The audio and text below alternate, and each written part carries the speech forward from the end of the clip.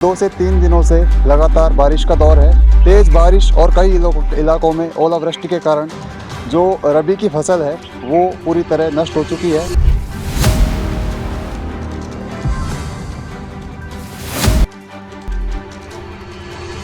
इसमें नुकसान समथिंग 70 से 80 हज़ार रुपये का नुकसान है। हमने 5 बीघा चने यहाँ लगाए थे। अब आप देख सकते हैं बीज भी है, खाद भी है, लेबर भी है। कोई देखने क्या, कोई रूझबूझ ही ना है जो सरकार की तरफ से। तो सरकार तो बिल्कुल फेल पड़ी है। क्या क्या ऐसी बाजार में महंगाई और बढ़ रही है। नेताओं पे भरोसा है क्योंकि हमारे जो जनप्रतिनिधि यहाँ के हैं वो सही हैं और उन्होंने आके जैसे ही बारिश 2-3 दिन से लगातार हुई थी तो उन्होंने देखा था कि मुआवजा इनको किसानों को मुआवजा मिलना चाहिए, तो मुआवजा मिलेगा। गलत समय पर इंद्रदेव हुए मेहरबान, इसीलिए किसान बेहद परेशान। नमस्कार, आप देख रहे हैं खबरों का बतंगड़। मैं हूं आपके साथ हर्षवर्धन सिंह। इस वक्त हम मौजूद हैं अलवर ज़िले की मालाखेड़ा तहसील के मुंडिया गांव के अंदर, जहां पर लगभग 2 से 3 दिनों से लगातार बारिश का दौर है। तेज़ बारिश और कई इलाकों में ओलावृष्टि के कारण जो रबी की फसल है वो पूरी तरह नष्ट हो चुकी है।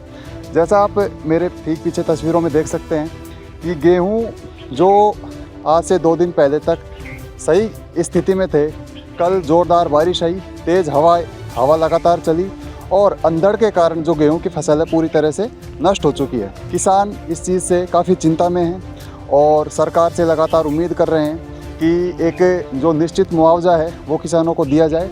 हमारे साथ कुछ लोग अभी मौजूद हैं, इनसे हम बातचीत करेंगे। जी, क्या नाम है आपका? मेरा नाम करण सिंह चौधरी है जी, तो अभी 2 दिन से जैसे बारिश हो रही है और गेहूं की जो फसल है पूरी चौपट हो चुकी है। कितने गेहूं किए थे आपने? मैंने 8 बीघा किया था। 8 बीघा गेहूं किए हैं। और सरसों किए 10 बीघा। सरसों की फसल आपने कर ली अभी? हाँ, कर ली सरसों। तो गेहूं अभी बचे हुए हैं। गेहूँ बचे हुए हैं, इसमें भी क्या कुछ नहीं बचे।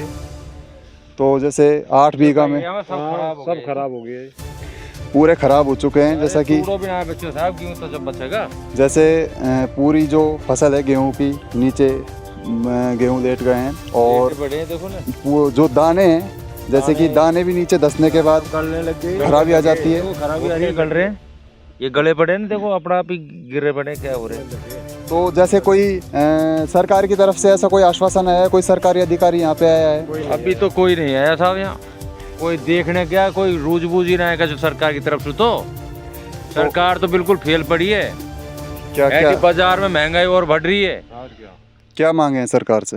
अब सरकार तो हम तो यही मांगे कि कछु या को मुआवजा मिल जाए, सहयोग मिल जाए, तो कछु मदद लग जाए जमींदार को, और का ही है। तो गेहूं की फसल लगभग बर्बाद हो चुकी है और मुख्य खाद्यान्न माना जाता है गेहूं, और गेहूं से ही हमारा जीवन जो है संभव हो पाता है। अरे या फिर जमींदार के लिए सब चीजें, चारा भी मिले, आदमी को खाने को लिए मिलते हैं, सभी कुछ इसी से है। पशु भी हैं आपके? पशु भी है, कितने पशु हैं? करीब 5 पशु है। 5 पशु हैं। तो जैसा कि उन्होंने बताया कि इनके पशु भी हैं, 5 पशु हैं। तो गेहूं से जो भूसा निकलता है वो भी लगभग, जैसे गेहूं खराब होंगे तो भूसा भी खराब होगा, और भूसा जब खराब हो जाएगा तो उससे एक आशंका है कि पशु भी बीमार हो जाएं। तो ये चीज़ यहीं आकर नहीं रुकती, पशुओं तक आके रुकती है। और सबसे बड़ी चीज़ है कि हम देखते हैं कि जब ऐसी खराबी आती है तो चाहे गेहूं हो चाहे भूसा फिर ऊंचे दामों में बिकता है, और अपना जो किसान भूसा बेचने जाते हैं उनको जो खरीदने वाले खरीदार हैं वो नीचे के दाम पर खरीदते हैं। सही कह रहा हूँ? बिल्कुल सही कह रहे हो। क्योंकि जिससे हमारी फसल खराब हुई, भूसा थोड़ा सा अगर क्वालिटी में ख़राब है तो हम जब कांटे पर बेचने के लिए जाएंगे तो वो नीचे दाम पर लेंगे, और वो ही भूसा जब हम खरीदने के लिए जाएंगे तो वो ही कांटे वाले किसानों को एक ऊंचे दाम पर देंगे। क्यों? ये कहकर कि खराबा हुआ है, कि फसल के अंदर काफ़ी खराबी हुई है, काफ़ी नुकसान हुआ है। 1-1 लाख रुपए का खर्चा करके इन्होंने प्याज बोए, ठीक है। इसके बाद में प्याज का जो भाव था एकदम निम्न स्तर का था। जी, प्याज भी किए थे आपने? किए थे ना। कितने बीघा में? करीब मेरे पास 2 बीघा थे। कितना नुकसान हुआ प्याज में? नुकसान गया, कुछ भी नहीं मिला, लागत भी नहीं मिली। लागत भी नहीं मिली, जैसा मैंने आपको पहले बताया था कि जो लागत भी नहीं मिली, मेहनत भी गई, सब कुछ गया। लागत भी नहीं मिली, और ना सरकार की तरफ से ऐसी कोई भी आश्वासन तक नहीं मिला। सहयोग मिलना दूर की बात है, एक आश्वासन तक नहीं मिला कि जो प्याज में नुकसान किसानों ने झेला है उसको सरकार की तरफ से कोई मुआवजा राशि दी जाए, या फिर कोई अधिकारी यहाँ पे मिलना आया हो। ऐसा कोई भी अधिकारी किसी भी क्षेत्र में हमको जाता हुआ नहीं दिखाई दिया। ये किसानों का दर्द है। ये किसानों संभाले बिना है। कोई संभालता तक नहीं है, इनका ये कहना है। ये किसानों का दर्द है। ना सिर्फ गेहूं की फसल बल्कि चने की फसल में भी एक बड़ा नुकसान देखने को मिला है। किसानों का कहना है कि चने की फसल जो हमने की थी पूरी तरीके से नष्ट हो चुकी है, चने नीचे गिर चुके हैं और एक बड़ा नुकसान इसमें देखने को मिला है।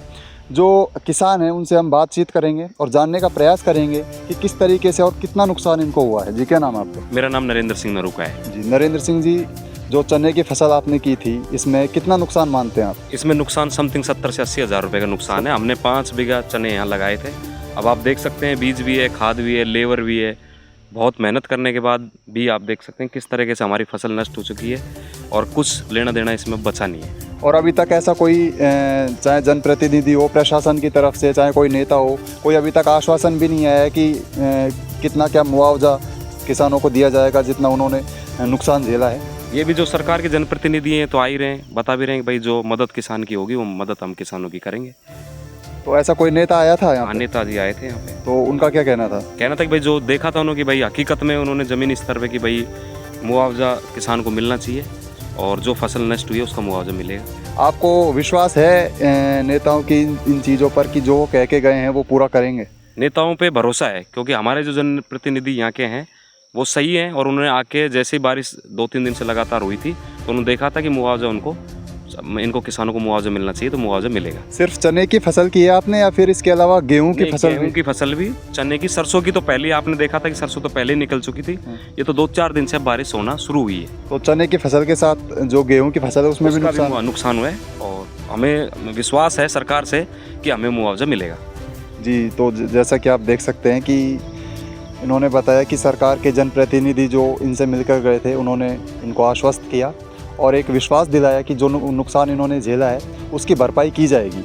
बाकी देखने वाली बात यही रहेगी कि जो सरकार ने वायदे किए हैं क्या वो चुनावी सभाओं तक सीमित रहते हैं, वो उसी तरह रहेंगे, या फिर जो इनसे वादा करके गए हैं वो वादा वो धरातल पर निभाएंगे और जो इनका नुकसान हुआ है उसका मुआवजा वो सरकार की तरफ से दिलाने में कामयाब रहेंगे।